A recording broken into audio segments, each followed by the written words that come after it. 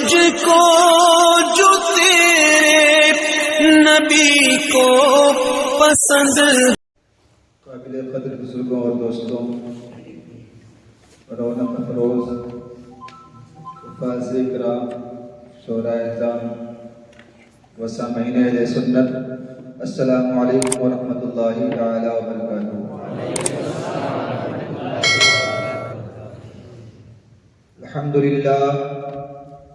الحمد للہ رب العالمین والعاقبۃ للمتقین والصلاة والسلام على سید المرسلین، اما بعد فاعوذ باللہ من الشیطان الرجیم، بسم اللہ الرحمن الرحیم.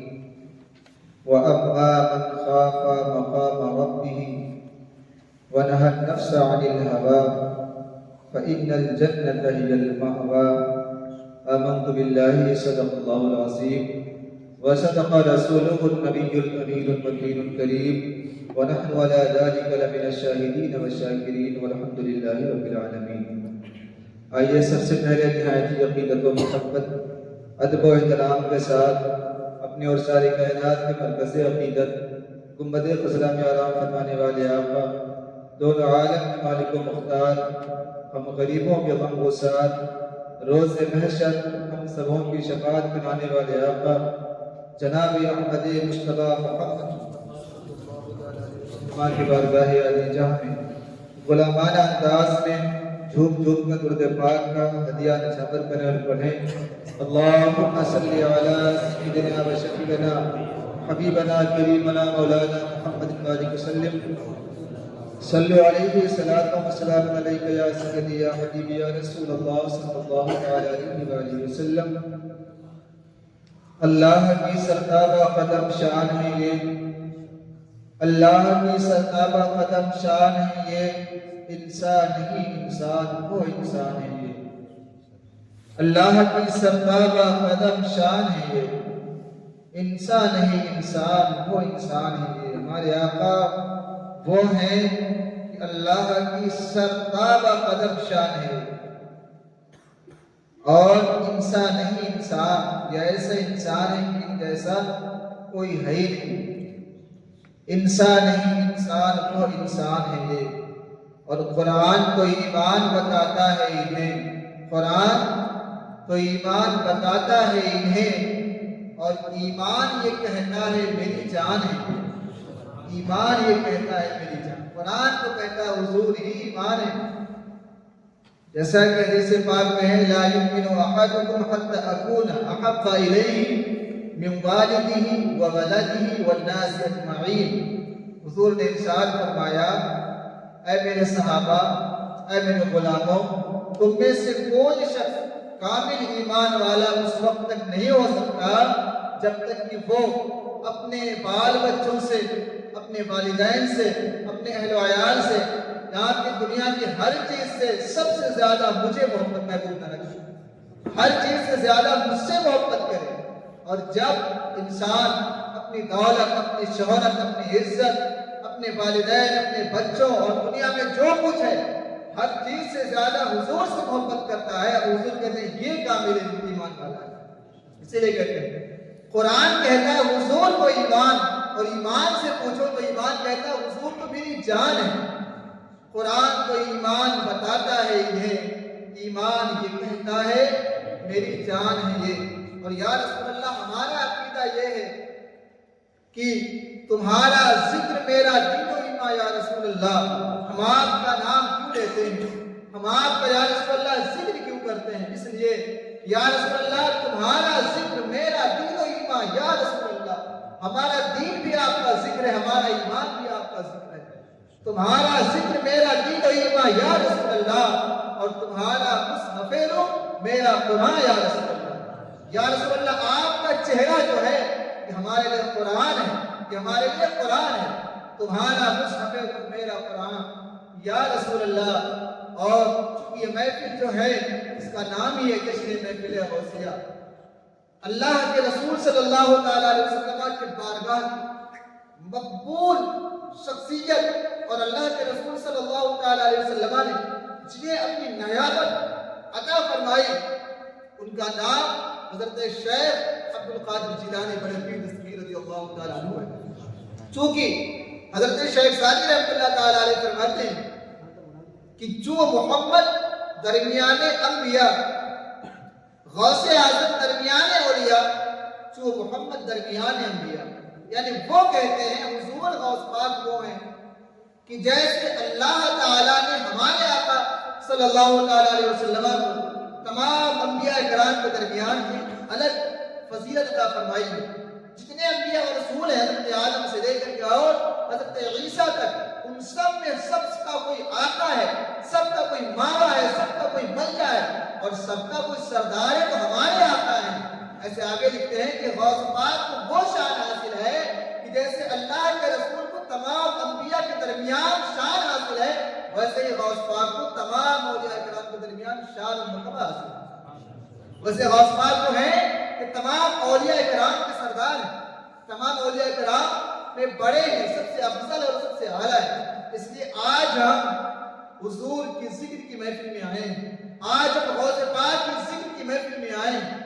غوث پاک کتنے شانوں والے ہیں اگر پوچھیں تو لکھنے والوں نے اپنے اپنے انداز میں لکھا، مگر ہمارے امام نے کیا لکھا، امام اہل سنت نے کیا لکھا، امام وقت نے کیا لکھا، مجدد اعظم نے کیا لکھا. آپ کہتے ہیں غوث پاک آپ تو وہ ہیں کہ واہ کیا مرتبہ ہے غوث بالا تیرا، واہ کیا مرتبہ ہے غوث بالا تیرا، اونچے اونچوں کے سروں سے قدم آلا تیرا، اور سر علا کیا کوئی جانے کہ یہ کیسا تیرا، اولیاء ملتے ہیں آگے وہ ہے طلبہ تیرا.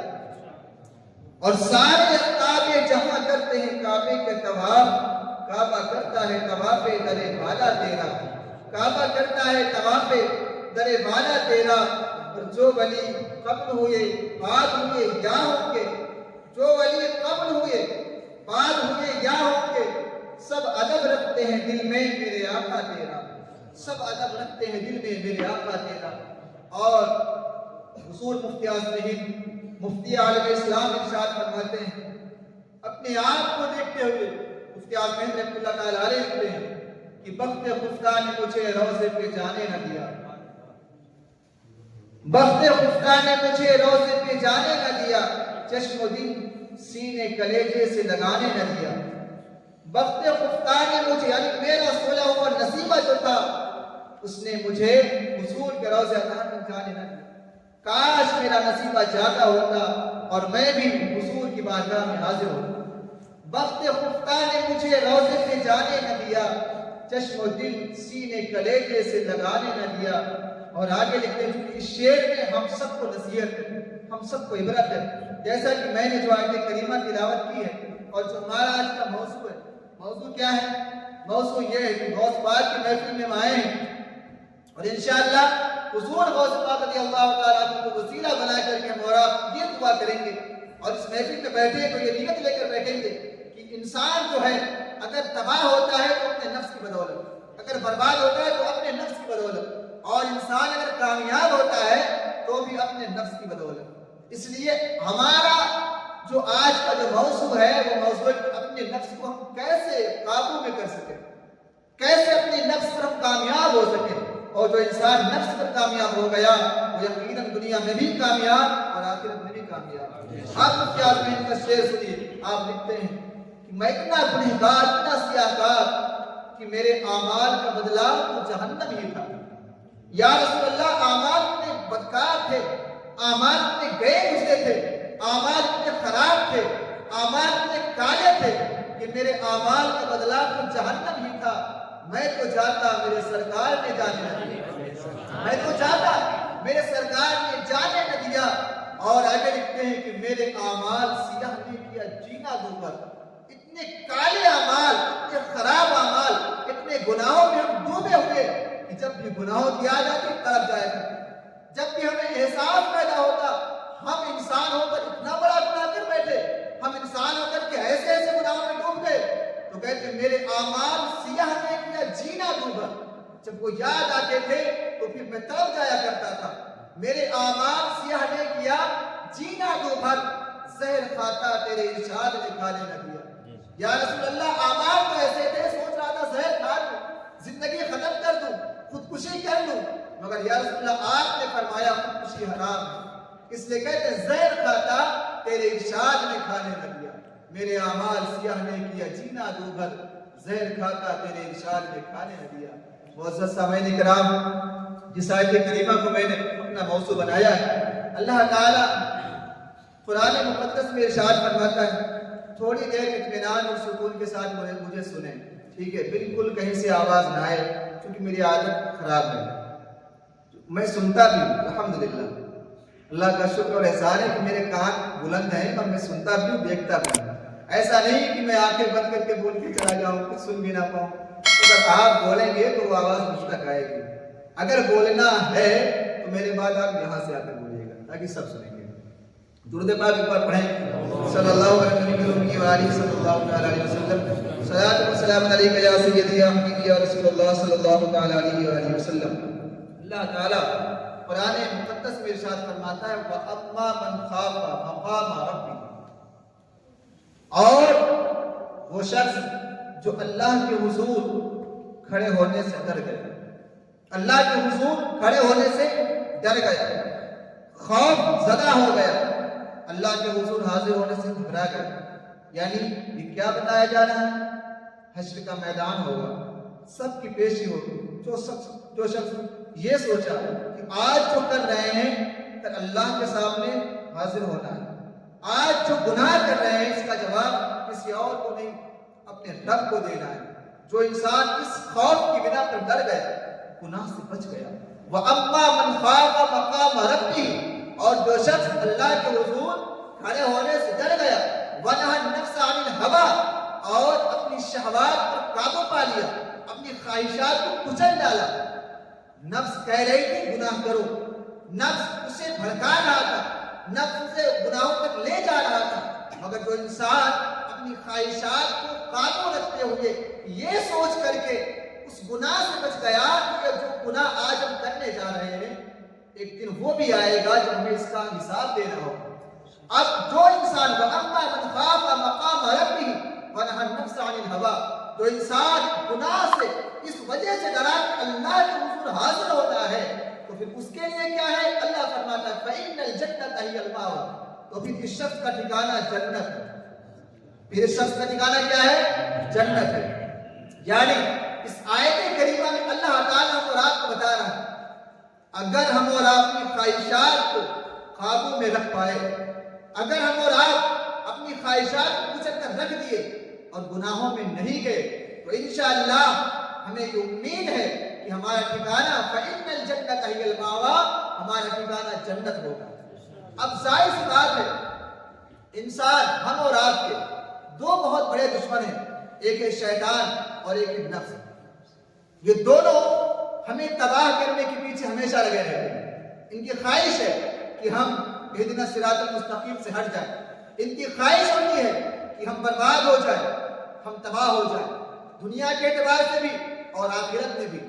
مگر اب چونکہ انسان گناہ کا پتلا بار بار گناہ کرتا ہے اور جب پوچھا جائے تو کہتا ہے شیطان نے ورغلا دیا، شیطان کے بہکاوے میں آ گیا، شیطان کے دھوکے میں آ گیا، اس سے یہ گناہ ہو گیا۔ اگر ہم یہ کہتے ہیں شیطان کے بہکاوے میں آ گیا، اس سے گناہ ہو گیا، مجھ سے یہ خطا سرزد ہو گئی، آپ ذرا سوچیں شیطان کو شیطان بنایا کس نے؟ شیطان کو کس نے ورغلایا؟ اگر شیطان نے ہم کو ورغلایا تو شیطان کو کس نے ورغلایا؟ آپ دیکھیں قرون اولیٰ میں جائیں، جب اللہ تعالیٰ حضرت آدم علیہ السلام کی تخلیق فرما رہا، اللہ تعالیٰ نے حکم دیا کہ سب کے سب میرے آدم کو سجدہ کریں۔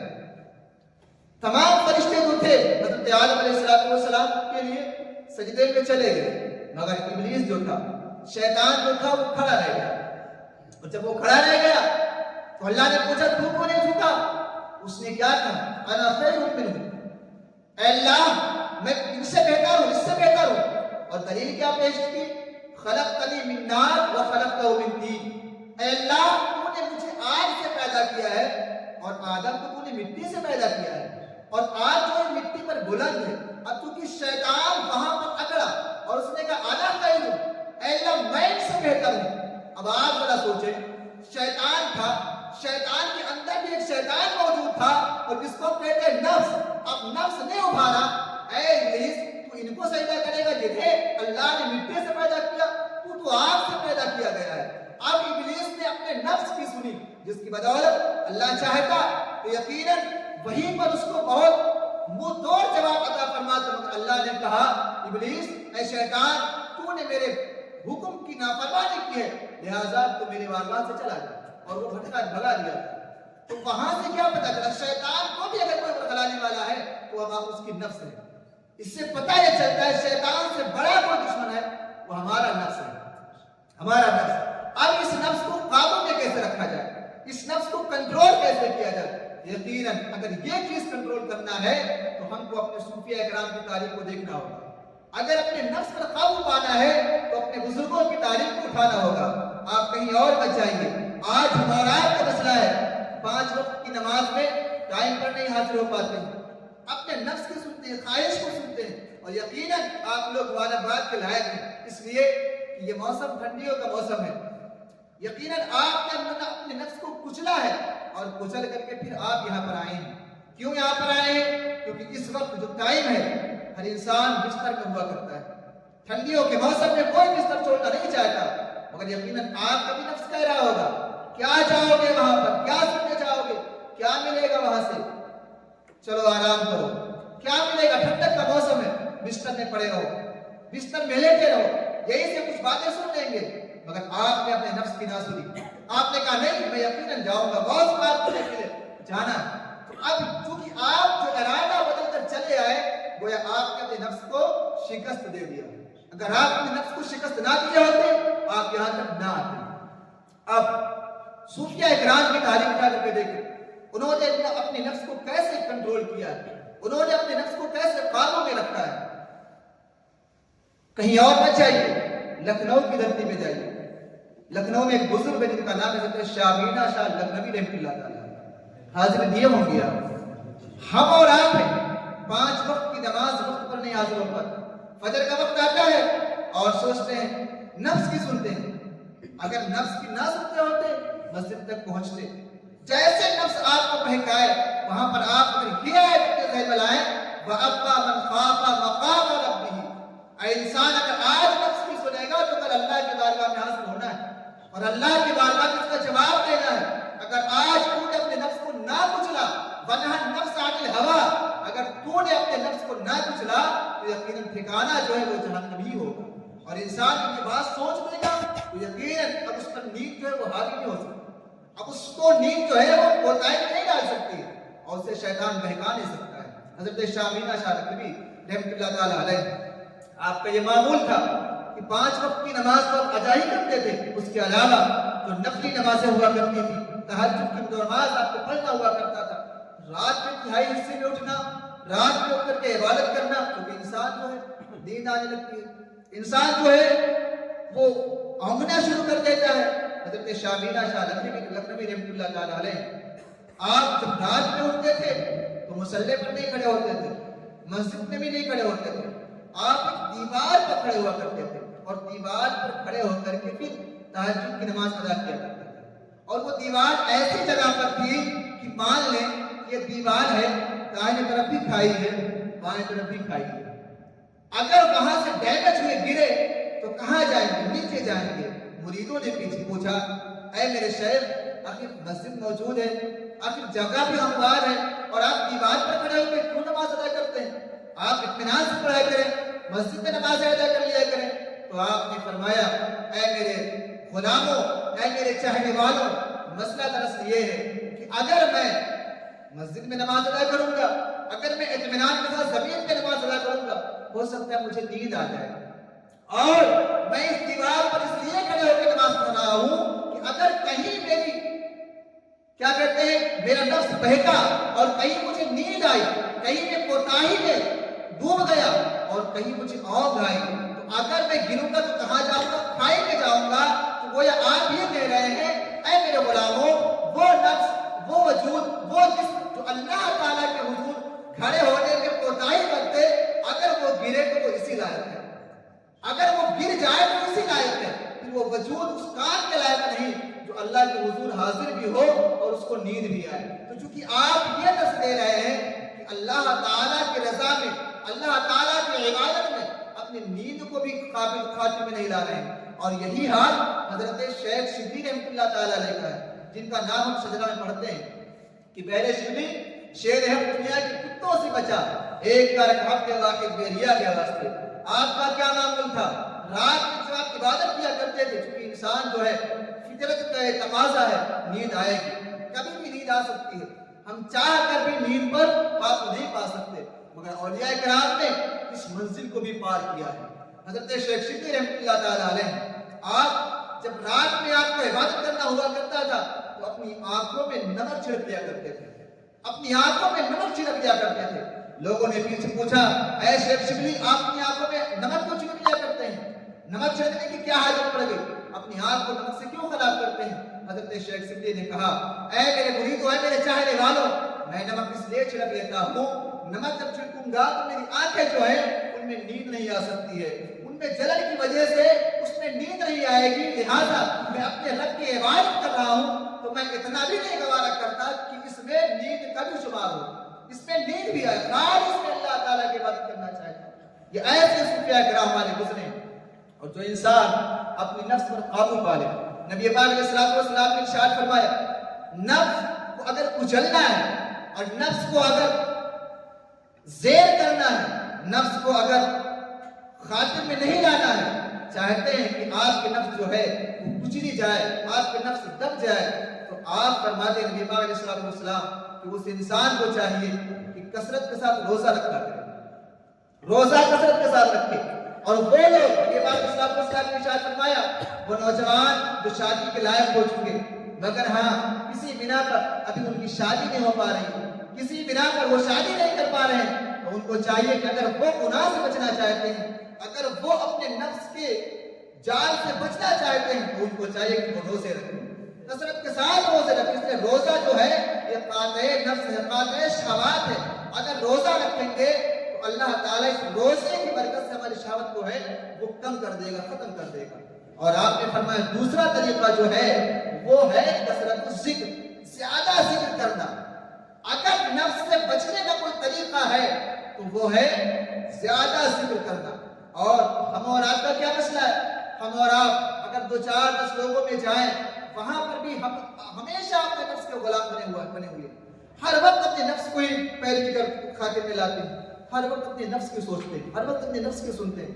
کہیں پر گئے اگر آپ کو سے بیٹھ نہ ملا، آپ کا متھا بگڑ جاتا ہے.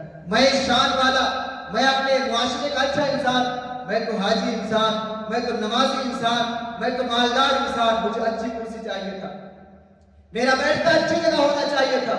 یہ کون کہلا رہا ہے؟ یہ ہم اور آپ کے نفس کہلا رہے ہیں. یہی تو غلامی ہے نفس کی. اگر وہاں پر سوچے ہوتے نہیں ہماری کیا اوقات وہاں پر بیٹھنے کے، اگر نیچے بیٹھ گئے ہوتے نفس آپ کا مارا جاتا، نفس آپ کا کچلا جاتا. ہمیشہ اونچی جگہ بیٹھ کر کے اپنے نفس کے غلام بن گئے. حضرت شیخ شبلی رحمۃ اللہ تعالیٰ علیہ ایسے بزرگ ہیں یہ کہ یہ لوگوں کے سامنے اپنے آپ کو ظاہر نہیں کیا کرتے تھے. ایک کٹیا بنائے تھے اور اسی کے اندر عبادت کیا کرتے تھے. بہت پوشیدہ رہا کرتے تھے، کوئی جانتا بھی نہ تھا. وقت کا بادشاہ جو تھا وہ بیمار ہو گیا. جب وقت کا بادشاہ بیمار ہو گیا، بہت حکیموں سے ملا، بہت ساری جگہوں پر اس کا علاج ہوا، مگر علاج جو تھا وہ کارگر نہیں ہوا. کسی نے بتایا، اے بادشاہ سلامت، ایسا کیجئے فلاں جگہ پر ایک فقیر صاحب رہتے ہیں، وہ ایک کٹیا کے اندر رہتے ہیں، مجھ سے دعا کروا دیجیے، ہو سکتا ہے اللہ تعالیٰ شفا عطا فرما دے. انہوں نے کہا، بڑے بڑے حکماں کے پاس گیا، بڑے بڑے لوگوں سے ملا، مگر مجھے شفا نہ ملے. وہ فقیر میرے لیے کیا دعا کرے گا؟ مگر جب لوگوں نے اصرار کیا تو بادشاہ نے کہا ٹھیک ہے، چلو چل کے مجھ سے ملاقات کر لیتے ہیں. اب وہ جو بادشاہ تھا جب آیا حضرت شیخ شبلی کی بارگاہ میں، ایک چھوٹی سی کٹیا ہے، اس کٹیا میں آپ بیٹھے عبادت میں مشغول تھے. بادشاہ پہنچا اور پہنچنے کے بعد اپنا سارا حال بتایا. حضرت شیخ شبلی رحمۃ اللہ تعالیٰ علیہ نے اس کے لیے دعا فرما دی. جب آپ نے دعا فرما دی واپس پلٹ گیا. دوسرا دن ہوا کہ مکمل وہ صحت یاب ہو گیا، جو مرض تھی وہ ختم ہو گئی، وہ شفا یاب ہو گیا. اب جب وہ ٹھیک ہو گیا، وہ مرض جو بڑے بڑے حکیم ڈاکٹر نہ ٹھیک کر سکے، حضرت شیخ شبلی کی اٹھی ہوئی دعا نے اسے ٹھیک کر دیا. جب بادشاہ نے دیکھا کہ میں اچھا ہو گیا، میں صحت یاب ہو گیا، اعلان ہو گیا، پورے رعایا کا اعلان ہو گیا، بادشاہ صحتیاب ہوا ہے ایک فقیر کی دعا سے۔ یقیناً وہ جو فقیر ہیں وہ اللہ والے ہیں، یقیناً وہ جو بزرگ ہیں وہ نیک بزرگ ہیں، وہ اللہ والے ہیں، وہ اللہ کی بڑی ہیں۔ ایسا کرتے ہیں چلتے ان سے فیض لیا جائے۔ اب لوگوں کے اندر جب یہ مشہور ہو گیا، اب لوگ ان کے بعد ذوق در ذوق جانا شروع کر دیے، اور انہیں خلوت پسند تھی، جلوت نہیں پسند تھی، وہ اکیلا رہنا چاہتے تھے، تنہائی پسند انسان تھے، وہ صرف اللہ اللہ ہی کرنا چاہتے تھے۔ اب لوگوں کا ہجوم ہونے لگا۔ حضرت شیخ سدی رحمۃ اللہ تعالی علیہ بہت زیادہ پریشان، ان لوگوں سے کیسے چھٹکارا ملے، ہماری نفس تو بڑھتی جا رہی ہے، لوگ آ رہے ہیں میرے ہاتھ چوم رہے ہیں، کوئی آیا ہے نذرانے دے رہا ہے، کوئی آ رہا ہے جو دعائیں کروا رہا ہے، کہ میری نفس جو ہے یہ بڑھتی جا رہی ہے، موٹی ہوتی جا رہی ہے۔ حتی الامکان ہوتا یہ ہے کہ جمعہ کا دن قریب آیا، بادشاہ نے پیغام بھیجوایا کہ اے شیخ سدی، اے بزرگ صاحب، اب جو آنے والی جمعہ کی نماز ہے، اس نماز کو آپ ادا کروائیں گے، جمعہ کی نماز آپ پڑھائیں گے۔ پورے رعایا کا جو مسئلہ ہے، لوگ یہی چاہتے ہیں کہ اتنے اللہ والے ہیں، اتنے بہترین بزرگ ہیں، اللہ کے نیک بندے ہیں، ان کے پیچھے نماز پڑھ لیں، ان سے برکت حاصل کریں۔ جب آپ تک یہ پیغام پہنچا، آپ نے کہا ٹھیک ہے میں پڑھاؤں گا۔ اب چونکہ جمعرات کو تھی، جمعرات ہی کو آپ نے کچھ ایسا کیا کہ جب جمعہ کا دن آیا اور لوگوں کا ہجوم، پہلے ہی سے لوگ جو ہیں وہ مسجد میں جمع ہو گئے، جو بچے ہیں وہ راستے میں کھڑے ہیں، اس راستے سے شیخ صاحب گزریں گے، ان کی کم سے کم زیارت ہی کر لیں گے۔ لوگوں کا ہجوم، بھیڑ اتنی زیادہ کہ بیان سے باہر۔ حضرت شیخ سدی رحمۃ اللہ تعالی علیہ جب جھوپڑی سے باہر نکلے، اور پہلے ہی آپ نے کیا تھا، ایک طوائف کو کچھ پیسے دیے تھے اور اسے اپنی چھڑی دی تھی، کہا تھا جب میں مسجد کے قریب پہنچوں گا تو تم میرے پاس آ جانا اور آ کر کہنا بابا اپنی چھڑی لے لو، چونکہ وہ جو طوائف تھی بدنام زمانہ طوائف تھی۔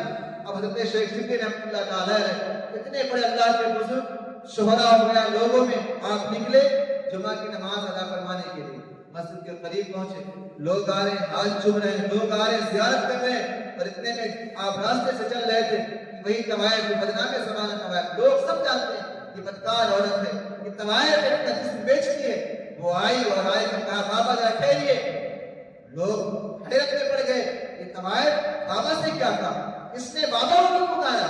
اب حضرت شیخ سدی رحمۃ اللہ تعالی علیہ ٹھہر گئے، جب ٹھہر گئے طوائف قریب آئی، کہا بابا کل رات آپ کی چھڑی جو تھی میرے یہاں بھول کر آ گئے تھے، اسے آپ لے لیجیے۔ جب اس طوائف میں وہ چھڑی تھی، لوگوں نے، چونکہ لوگ تو تھے ابھی تک آپ کو اپنے سر کا تاج بنا کر رکھے تھے، جیسے سنا کہ طوائف میں آج چھڑی کی ملی ہے، اب لوگوں کا نظریہ بدل گیا، ارے جس کو اتنا بڑا اللہ والا جانتے تھے وہ اتنا گھٹیا انسان نکلا۔ اب جب یہ لوگوں نے دیکھا، اب لوگ ان پر پتھر مارنا شروع کر دیے، کوئی گالی دے رہا تھا، کوئی ان پر تھوک رہا تھا، کوئی ان کے کپڑے پھاڑ رہا تھا، اس طریقے سے برا حال کر دیا مار مار کر کے۔ مگر جب لوگ چلے گئے تو شیخ سدی رحمۃ اللہ تعالی علیہ واپس پلٹے اور واپس پلٹ کر کے آئے، اپنے جھوپڑی کے اندر پہنچ گئے اور خوب ہنسنے لگے، ٹھٹھے بات ہنسنے لگے۔ جو خادم کو نے پوچھا حضرت آپ ہنس کیوں رہے؟ کہا ہنس اس بات پر رہا ہوں میری نفس جو تھی وہ موٹی ہو چکی تھی، میری نفس جو تھی وہ مجھ سے زیادہ بڑھ چکی تھی، اور میری نفس نے یہ سوچا تھا میں ہی سب کچھ ہوں، میں ہی سب کچھ، لوگ میرے کیا ہے کہ ہاں آگے پیچھے چل کے میری عزت کرتے ہیں تو اللہ کا نیک بنتا ہوں، میں سوچا تھا کہ ایسا نہ ہو اپنے نفس کا غلام بن جاؤ، کہ یقیناً آج لوگوں نے مجھے مار کر کے اور لوگوں نے مجھے ذلیل کر کے مجھے یہ بتا دیا ہے، اور میرے نفس کو جو ہے کیا ہے کہ ہاں تباہ و برباد کر دیا، اور وہ نفس جو آج آخری اسٹیپ پر مجھے تباہ کرنا چاہتی تھی، آج بھی وہ نفس مجھ سے ہار گئی اور میں نفس پر کامیاب ہو گیا۔ اتنے بڑے اللہ کے بزرگ ہیں، آپ کی اس بنا پر یہ تہمت اپنے آپ کو لگوانا برداشت کیا، کہیں ایسا نہ ہو میں نفس کا غلام بن جاؤں، کہیں ایسا نہ ہو نفس کا غلام بن جاؤں۔ انسان جو نفس کا غلام بن جاتا ہے وہ ہر کام کر بیٹھتا ہے۔ اللہ کے رسول صلی اللہ تعالیٰ علیہ وسلم ارشاد فرماتے ہیں کچھ ایسے لوگ بھی ہوں گے جو اللہ تعالیٰ جن کے طرف قیامت والے دن نظر بھی نہیں فرمائے گا، نظر اٹھا کر کو دیکھے گا بھی نہیں۔ وہ کون شخص ہوں گے؟ وہ ہوں گے جن کی جوانی بھی گناہ میں گزری ہو، جن کا بڑھاپا بھی گناہ میں گزرا ہو۔ کیونکہ کچھ ایسے بھی لوگ ہوتے ہیں جو بچپن میں بدکاری کرتے ہیں، جوانی میں عیاشی کرتے ہیں، اور گناہ یہ اتنا سنگین جرم ہے جو انسان نفس کا غلام، کبھی نفس جو ہے اس کی خواہش کبھی پوری نہیں ہو سکتی، انسان کی خواہش کبھی پوری ہو ہی نہیں سکتی ہے۔ اللہ کے رسول صلی اللہ تعالیٰ علیہ وسلم نے ارشاد فرمایا انسان کی جو خواہش ہے اس کا پیٹ اگر کوئی بھر سکتا ہے تو قبر کی مٹی ہی ہے، باقی کوئی چیز اس کے خواہش کو پوری نہیں کر سکتا۔ جیسے ایک انسان ہے، اگر وہ دولت کما رہا ہے، وہ پیسہ بھی اکٹھا کر رہا ہے، لاکھپتی ہو گیا، سوچتا ہے کروڑ آ جائے، کروڑ آ گئے سوچتا ہے ارب آ جائے، ارب آ گیا۔ یعنی انسان کبھی دولت کمانے سے اس کا پیٹ نہیں بھرتا، کبھی اپنی شہرت پانے سے اس کا پیٹ نہیں بھرتا، کبھی اپنے حسن کو دکھانے سے اس کو پیٹ نہیں بھرتا۔ کیوں؟ انسان جب نفس کا غلام ہو جاتا ہے تو پھر وہ چاہتا ہے اور آئے اور آئے اور آئے، اور ایک دن ایسا آتا ہے سب یہی پتھرا رہ جاتا ہے، موت آتی ہے، کہاں جاتا ہے؟ قبر میں جاتا ہے۔ اور جب قبر میں جاتا ہے، پہنچتا ہے، پھر جب آنکھ کھلتی ہے دیکھتا ہے، ارے میں تو کفن میں لپٹا ہوں، ارے میں کہاں آ گیا، میں تو زمین کی تہہ میں آ گیا۔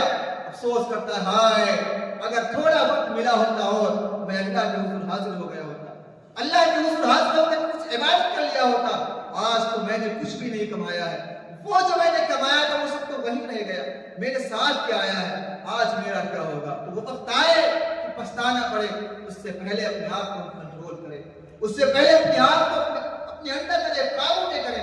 حضرت ابراہیم علیہ السلام ہے، اللہ کے نبی ہیں، اللہ کے رسول ہیں، اور یہ واقعہ جو ہے قرآن پاک میں موجود ہے۔ اللہ تعالیٰ قرآن پاک کے ارشاد فرماتا ہے، وَإِذْ قَالَ إِبْرَاهِيمُ رَبِّ أَرِنِي كَيْفَ تُحْيِي الْمَوْتَى۔ پوری آیت کریمہ آپ پڑھیں اور اس کا ترجمہ دیکھیں۔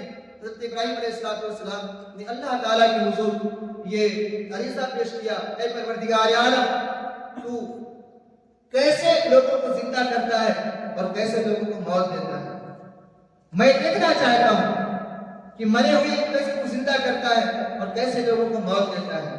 اللہ تعالیٰ نے فرمایا، اے ابراہیم کیا تمہیں اس پر شک ہے؟ کہا نہیں میرے مولا، بالکل شک نہیں ہے، مگر میں تیری قدرت کا مشاہدہ کرنا چاہتا ہوں، میں تیری قدرت کا مشاہدہ کرنا چاہتا ہوں۔ اللہ تعالیٰ نے حکم دیا، اے ابراہیم ایک کام کرو، 4 پرندے لو اور 4 پرندے لینے کے بعد میں انہیں ذبح کر دو، ان کی بوٹی بوٹی کر ڈالو اور 4 پرندوں کے گوشت کو ایک میں ملا دو، اور ملانے کے بعد میں کچھ گوشت پھلا پہاڑی پر رکھو، کچھ گوشت پھلا پہاڑی پر، اور کچھ گوشت یعنی 4 پہاڑی پر تھوڑا تھوڑا گوشت رکھ دو، اور سب کی منڈیاں اپنے ہاتھ میں رکھو، اور ہر پرندے کو اس کا نام لے کر کے پکارو۔ حضرت ابراہیم علیہ السلام نے کیا کیا؟ آپ نے 4 پرندے لیے۔ کون سے پرندے آپ نے لیے؟ ایک آپ نے لیا مرغا، دوسرا پرندہ آپ نے لیا کبوتر، تیسرا پرندہ آپ نے لیا کوّا، اور چوتھا لیا مور، اور 4 کو آپ نے ذبح کر دیا۔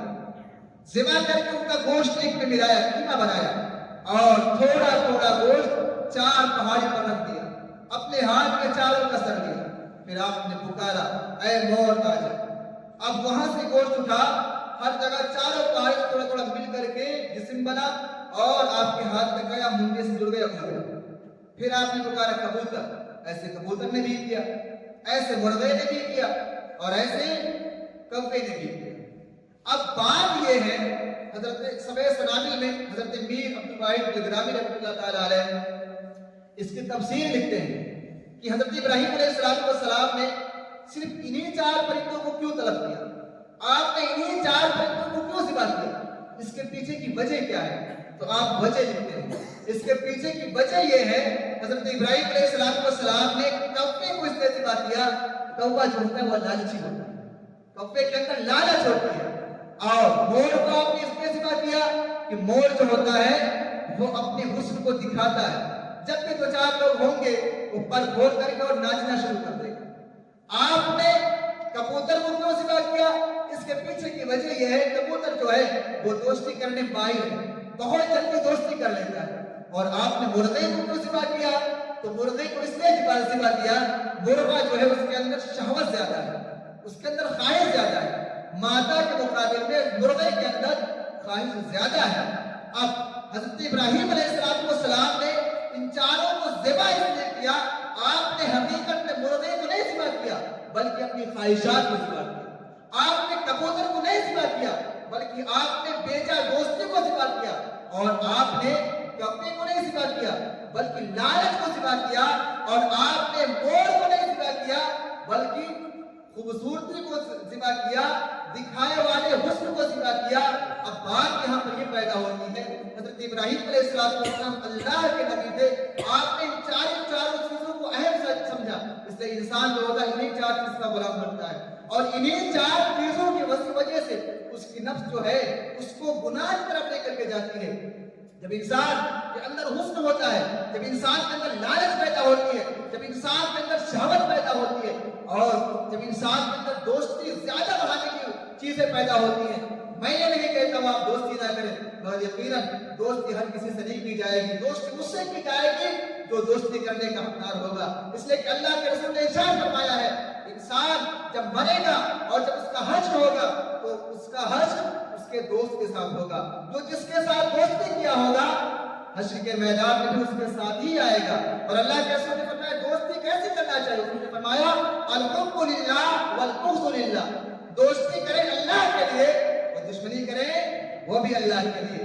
یعنی اگر کسی کو دوست بنائے تو اس بنا پر بنائے کہ میرا دین بھائی ہے اور اس کو دوست بنا رہا ہوں تو یہ مجھے دین کی طرف بلائے گا، اس کو دوست بنا رہا ہوں تو میں اس کو نمازی بناؤں گا، اس کو دوست بنا رہا ہوں تو اس کو گناہ سے بچا لوں گا، اس کو دوست بنا رہا ہوں صرف دنیا کا دوست نہیں بلکہ جنت کا دوست بنا رہا ہوں۔ اس لیے حضرت ابراہیم علیہ السلام نے بیجا دوستی کرنے کو ذبح کر دیا، کبوتر کو ذبح کر کے آپ نے بیجا دوستی کو ذبح کر دیا۔ اور کوے کو آپ نے کیوں ذبح کیا؟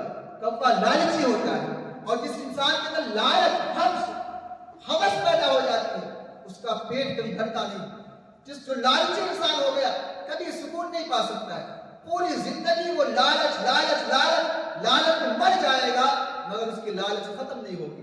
کیونکہ آپ نے کوے کو ذبح کر کے بتا دیا اگر آپ کو اللہ کا فرما بردار بننا ہے، اپنے نفس کا غلام نہیں بننا ہے، نفس پر اپنے آپ کو کامیاب بنانا ہے، لالچ کو ذبح کرو۔ میں نے لالچ کو ذبح کیا، اللہ نے مجھے خلیل اللہ بنا دیا، اگر تم بھی لالچ کو ذبح کرو گے تو تم بھی اللہ کے نیک بندے بن جاؤ گے۔ ان اللہ یحب التوابین، پھر تم کیا ہے؟ اللہ تعالیٰ توبہ کرنے والوں کو محبوب بنا دیتا ہے۔ اگر ہم لالچ سے توبہ کریں، اگر ناجائز دوستی کرنے سے توبہ کریں، اگر ہم اپنے حسن کی موت کو آپ نے کیوں ذبح کیا؟ موت جب 2-4 لوگوں کو دیکھے گا اپنے حسن کو نمایاں کرے گا، ان کے ساتھ اپنے حسن کو دکھانا شروع کر دے گا۔ آج کچھ لوگ ایسے بھی ہوتے ملیں گے جو کیا ہے لوگوں میں جانا ہوگا بہت سچ سمجھ کر کے جائیں گے، وہ نہیں سوچتے یہ وجود جو ہے یہ خاکی ہے، ہم خاک ہیں اور خاک کی ماوا ہے ہمارا، خاکی تو وہ عالم جد اعلیٰ ہے ہمارا، ہم اس پر اترا رہے ہیں، ایک دن آئے گا ہم بھی مریں گے قبر میں جائیں گے، انسان کو اترانا نہیں چاہیے۔ اس لیے حضرت ابراہیم علیہ السلام نے 4 جان پرندوں کو ذبح کر کے آپ نے بتا دیا کہ اگر کامیاب ہونا چاہتے ہو نفس کے غلام مت بنو، خواہشات کی تکمیل مت کرو۔ انسان جب خواہشات میں ڈوب جاتا ہے پھر اس کی خواہشات پوری نہیں ہوتی، وہ چاہے بڈھا ہی کیوں نہ ہو جائے۔ جو انسان میں نفس کا غلام بنا کبھی خواہش نہیں پوری ہو سکتی، جسم کے اندر طاقت بچے نہ بچے، اگر اپنا بچپنا نہیں سنبھالے، اگر جوانی کنٹرول نہیں کیے، اگر اس جوانی میں بدکاری کرتے رہے، اگر اس جوانی کو عیاشی میں گزارے، اگر اس جوانی کو اللہ کے حضور حاضر نہیں کیے تو یاد رکھنا نفس کے اتنے غلام پیدے کرتے کرتے نفس موٹی ہوتی جائے گی، نفس بڑھتی جائے گی، ہم کمزور ہوتے جائیں گے۔ ایک دن وہ آئے گا ہم بستر موت مرض پر ہوں گے، بستر موت پر ہوں گے، وہاں پر بھی نفس کے غلام بنے رہیں گے۔ آپ دیکھیں نا یہی وجہ ہے، کچھ لوگ ایسے ملیں گے بڈھے ہو گئے چلا نہیں جاتا ہے مگر پھر بھی ان کی حرکات دیکھیے، ان کے معاملات دیکھیے، آج بھی وہ بدکاری میں ڈوبے ہوئے۔ کس لیے ڈوبے ہوئے؟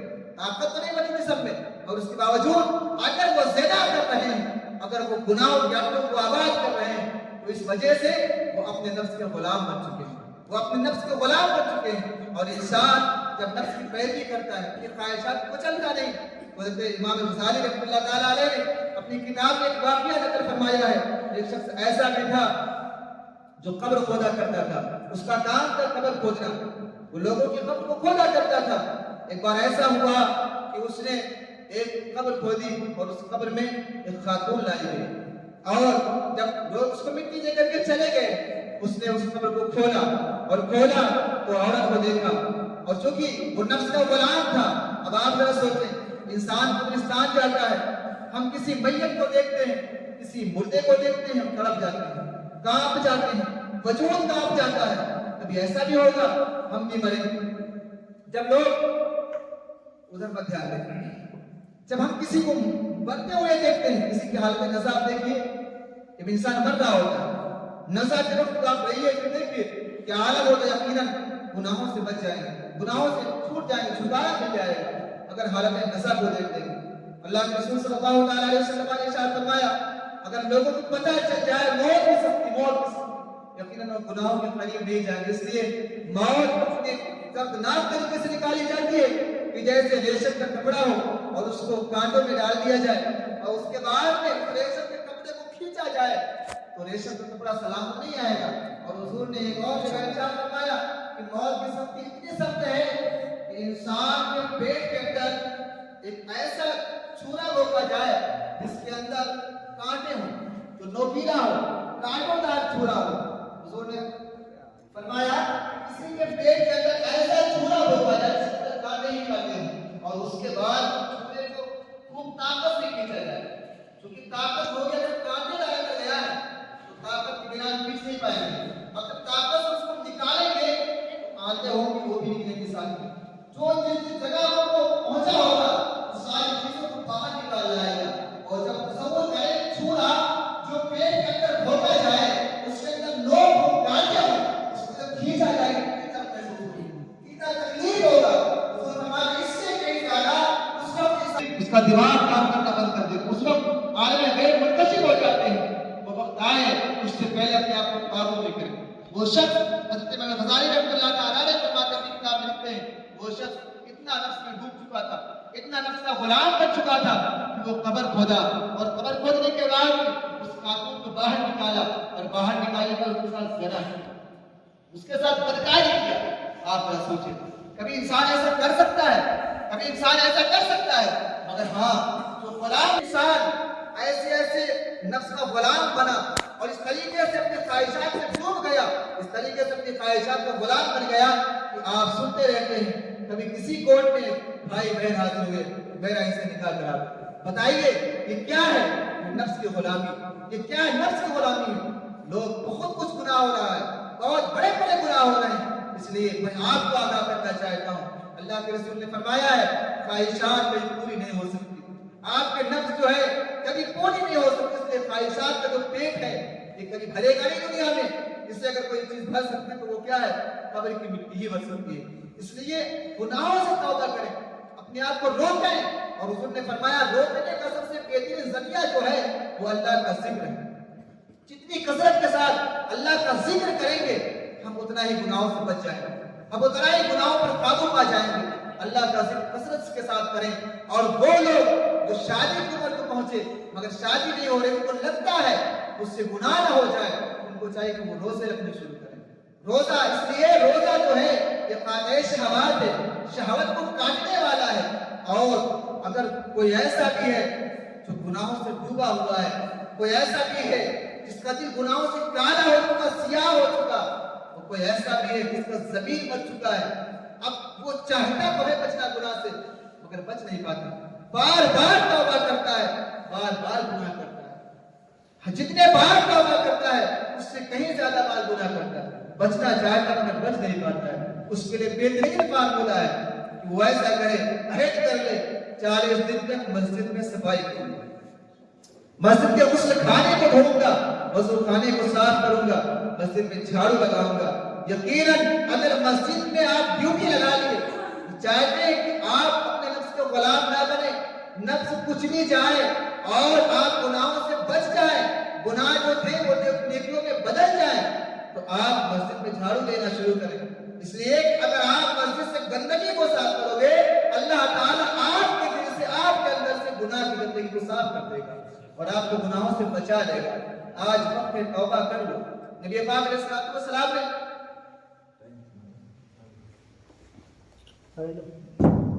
درود پاک پڑھیے صلی اللہ علیہ وآلہ صلی اللہ علیہ وسلم۔ پریشان تو نہیں ہو رہے آپ حاجی صاحب؟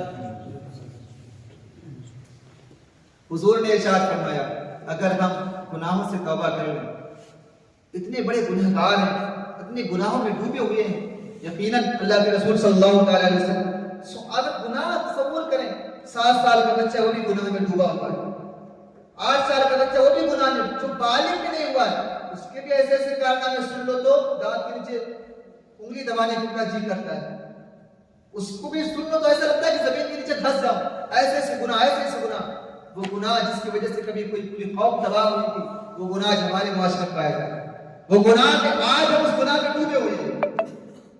اللہ کے رسول نے فرمایا جو انسان قوم لوط والا گناہ کرتا ہے، آج اکثر نوجوان اس میں ڈوبے ہوئے ہیں، لوطی کام کرتے ہیں، بدکاری کرتے ہیں، عیاشی کرتے ہیں۔ حضور نے فرمایا جو انسان قوم لوط والا گناہ کرتا ہے تو پھر جب وہ مرتا ہے، مر کر قبر میں جاتا ہے اور جیسے لوگ اسے دفن کر کے ہٹتے ہیں فوراً اس کا جنازہ جو قبر سے غائب ہو جاتا ہے، قبر میں نہیں رہتا ہے، پھر وہ جنازہ جاتا کہاں ہے؟ حضور نے فرمایا وہ جنازہ وہیں جاتا ہے جہاں پر قوم لوط پر عذاب آیا ہے، فرشتے یہاں سے اٹھا کر اس کو وہاں ڈالتے ہیں، اور حشر کے میدان میں جب وہ آئے گا امت محمدیہ میں شامل ہو کر نہیں آئے گا اور قوم لوط میں شامل ہو کر کے آئے گا۔ اس لیے ہمیں توبہ کر لینا چاہیے، بچ جانا چاہیے گناہوں سے۔ نبی پاک علیہ السلام کو حضرت جبریل امین نے امت کے گناہ کو دکھایا، نبی پاک علیہ السلام کو شہر مدینہ سے باہر لے کر کے گئے اور جانے کے بعد حضرت جبریل امین نے حضور پاک علیہ السلام کو امت کیا کیا گناہ کرے گی ان سارے گناہوں کے بارے میں حضرت جبریل امین نے حضور کو بتایا۔ جب وہ بتا رہے تھے نبی پاک علیہ السلام رو رہے تھے، آنسو بہتے جا رہے تھے، وہ بتاتے جا رہے تھے، یہاں تک کہ جب آپ نے جبریل امین نے امت کے گناہوں کو بتایا نبی پاک علیہ السلام اتنا روئے بے قرار ہو گئے، مضطرب ہو گئے۔ جب آپ بے قرار ہو گئے اللہ تعالیٰ نے جبریل امین کے ذریعے پیغام بھیجا، اے جبریل جاؤ میرے محبوب سے کہہ دو روئے نہ، غمزدہ نہ ہو، پریشان نہ ہو، اس لیے کہ ان کا رب سے وعدہ کرتا ہے جو آپ کی امت میں رہنے والا انسان، جو آپ کا غلام مرنے سے 1 سال پہلے توبہ کر لے گا اس کے بعد گناہ نہیں کرے گا، میں اس کو بخش دوں گا، اس کو مغفرت کر دوں گا۔ جب جبریل امین اللہ کے رسول کی بارگاہ میں حاضر ہوئے اور کہا یا رسول اللہ علیہ السلام آپ کا رب یہ فرما رہا ہے، نبی پاک علیہ السلام نے ارشاد فرمایا جبریل مجھے سودا منظور ہے۔ حضور چاہتے ہیں کہ ٹھیک ہے اب میری امت جو ہے 1 سال پہلے توبہ کر لے گی تو پھر اس کی مغفرت ہو جائے گی، بخشش ہو جائے گی، وہ معاف کر دیا جائے گا۔ حضور نے کہا جبریل مجھے یہ سودا نہیں پسند۔ ہم نبی پاک علیہ السلام ہم سے کتنی محبت کرتے ہیں مگر ہم کیا گناہ کرتے جا رہے ہیں۔ حضور نے فرمایا جبریل مجھے یہ سودا نہیں منظور ہے۔ حضور رو رہے ہیں۔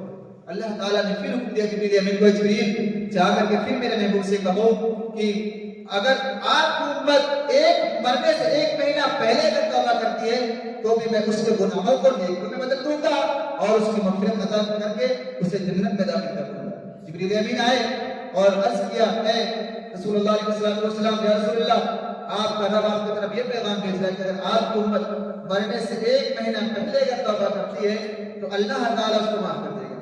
حضور نے سنا، حضور نے کہا نہیں جبریل مجھے یہ بھی سودا نہیں منظور ہے۔ اب پھر جبریل امین اللہ تعالیٰ کی بارگاہ میں حاضر، اللہ نے حکم دیا جبریل جاؤ میرے حبیب سے تم روئے نہ، پریشان نہ ہو، ان کا رب سے وعدہ کر رہا ہے کہ اگر آپ کی امت مرنے سے 1 ہفتہ پہلے اگر توبہ کر لیتی ہے تو بھی آپ کا رب اس کے گناہوں کو نیکیوں میں بدل دے گا۔ ان کو گناہوں کو معاف نہیں بلکہ معاف کرے گا بھی، اور جتنے گناہ ہوں گے ان سب کو نیکیوں میں تبدیل کر دے گا اور اس کی مغفرت کر کے جنت عطا کر دے گا۔ جبریل امین بھی بتائے، حضور نے کہا اے جبریل مجھے اب بھی یہ سودا نہیں منظور ہے۔ پھر اللہ تعالیٰ نے حکم دیا جبریل جا کر رہنے سے تو خاموش نہ روئے نہ، اگر آپ کی امت مرنے سے 1 دن پہلے اگر توبہ کر لیتی ہے تو بھی میں رب اس کے گناہوں کو معاف کر دوں گا، اس کے گناہوں کو نیکیوں میں بدل دوں گا اور اس کو کیا ہے جنت عطا کر دوں گا، اسے معاف کر دوں گا۔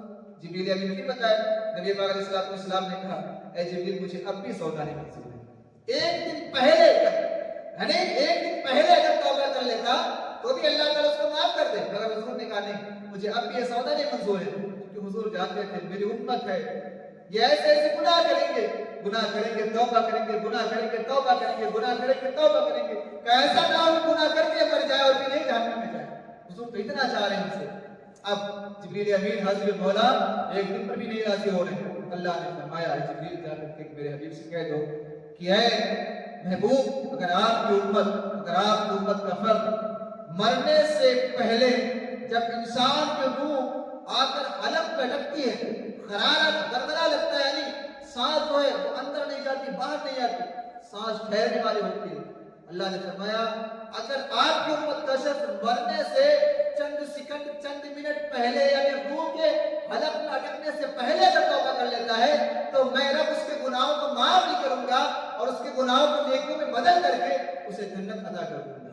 اب جب اللہ نے یہ فرمایا اور جبریل امین جب آ کر یہ پیغام سنائے، نبی پاک علیہ السلام مسکرانے لگے، جبریل مجھے اب یہ سودا منظور ہے، اب یہ سودا منظور ہے۔ ہم اس نبی کے امتی ہیں جو نبی اتنے شانوں والا کہ نبی پاک علیہ السلام سے اتنی چاہتے اتنی محبت کرتے ہیں کہ اگر ہم ابھی توبہ کریں اور توبہ کرنے پر فوراً مر جائیں تو یقیناً بخشش کی امید ہے، بخشش کی امید ہے، مغفرت ہونے کی امید ہے، جنت ملنے کی امید ہے۔ مگر ہاں کیا بھروسہ زندگی کا، آج بیٹھے ہیں صبح بیدار ہونا ہو، اس لیے وقت کو غنیمت سمجھیں اور وقت ملنے پر احساس پیدا ہو فوراً گناہوں سے توبہ کر لیں اور اپنے آپ کو نفس کا غلام نہ بنائیں، اپنے آپ کو نفس کی پیروی نہ کریں۔ اگر آپ اپنے نفس کو مار دیتے ہیں، اگر آپ اپنے نفس کی نہیں سنتے ہیں تو یقیناً پھر اللہ تعالیٰ ایسے کو اپنا حبیب، اپنا پیارا، اپنا نیک بنا لیتا ہے۔ اللہ تعالیٰ قرآن پاک میں ارشاد فرماتا ہے وَأَمَّا مَنْ خَافَ مَقَامَ رَبِّهِ وَنَهَى النَّفْسَ عَنِ الْهَوَىٰ، اور وہ شخص جو گناہ کرنے سے رک گیا یہ سوچ کر کے کہ آج جو گناہ کرنے جا رہا ہوں اللہ تعالیٰ کے حضور حاضر ہونا ہوگا، کیسے اپنے رب کو جواب دے سکوں گا، اور اللہ تعالیٰ کے حضور حاضر ہونے سے ڈر گیا اور اس ڈر کی وجہ سے گناہ چھوڑ دیا تو اللہ فرماتا ہے فَإِنَّ الْجَنَّةَ هِيَ الْمَأْوَىٰ، تو پھر اس کے لیے جنت ہے۔ اگر جنتی بننا چاہتے ہیں اپنے نفس کو قابو کریں، اپنے نفس کو کنٹرول کریں، نفس کے غلام نہ بنیں، ایسے محفلوں میں شرکت کیا کریں۔ جشن محفل غوثیہ کا یہی پیغام ہے کہ ہم اپنے گناہوں سے بچیں، اپنے گناہوں سے توبہ کریں، خود بھی گناہوں سے بچیں، اپنے اہل و عیال کو، اپنے دوستوں کو، اپنے اعزاء کو، اپنے اقربا کو بھی گناہوں سے بچائیں، نیکیوں کی دعوت دیں، نمازوں کی پابندی کریں، اور ہم سب عاشق رسول ہیں، حضور کے غلام ہیں، تمنا کیا کریں کاش قسمت کا ستارہ بلند ہو جائے، یا سرکار مدینہ بلا کر کے اپنا روزہ دکھا دیں، یا پھر کوئی رات بیدار ہو جائے جس رات حضور میرے خواب میں آ جائیں اور اپنا رخ زیبا دکھا دیں۔ ہر عاشق کی تمنا ہوتی ہے، جو تمنا نہ کرے یقیناً میری نظر میں وہ مومن نہیں ہے۔ ایمان والا تو ایسا ہو سکتا ہے جو حضور کو دیکھنے کی تمنا نہ کرے، جو حضور کو دیکھنے کی چاہت نہ پیدا کرے، اور جس نے ایک بار اگر حضور کو دیکھ لیا پھر دنیا بیکار ہے اس کی نظروں میں، پھر وہ کبھی نفس کا غلام نہیں بن سکتا۔ اگر چاہتے ہیں کہ سرکار کا دیدار ہو، ہر کوئی چاہتا ہے۔ پچھلے سیشن میں وہ جو پچھلا جو کیا کہتے ہیں جو فاتحہ کا پروگرام گزرا جشن محفل غوثیہ، اس میں نے نسخہ آپ کو بتایا تھا۔ کیسا نسخہ بتایا تھا؟ نشہ چھڑانے کا نسخہ اور نشہ چھوڑنے کا نسخہ۔ کیونکہ آج بھی جشن محفل غوثیہ ہے، ہر محفل غوثیہ کوئی نہ کوئی بہترین مجرب نسخہ آپ کو ملے گا۔ آج چونکہ آپ آئے ہیں تو آپ کو میں ایسا نسخہ بتاتا ہوں کہ اس پر اگر عمل کریں گے، جو عمل کر لے گا انشاءاللہ اسے حضور کا دیدار ہو جائے گا، پکا دیدار ہو جائے گا، گارنٹی کے ساتھ، 101% گارنٹی کے ساتھ۔ جو اس پر عمل کر لے گا اسے حضور کا سرکار کا دیدار ہو۔ چاہتے ہیں حضور کا دیدار کرنا، اس لیے اس نسخے کے مطابق کئی لوگوں کو حضور کا دیدار ہو چکا ہے، یا تو حضور کا دیدار ہو جائے گا یا پھر بہت جلدی وہ مدینہ شریف پہنچ جائے گا، روضہ رسول پر حاضر ہو جائے گا۔ اور بزرگان جی فرماتے ہیں کہ جس نے حضور کے روضے کو دیکھا اب وہ پلٹ کر آئے تو یہ نہ کہے کہ مدینہ شریف دیکھ کر کے آیا ہوں، وہ یہ کہے کہ میں سرکار کو دیکھ کر کے آیا ہوں، میں حضور، اس لیے حضور کے روضے کو دیکھنا بھی حضور ہی کو دیکھنا ہے، سمجھ رہے ہیں؟ تو اب وہ نسخہ کون سا ہے؟ اب دھیان سے سنیے، ہر جمعہ کو، جمعہ کی نماز کے بعد میں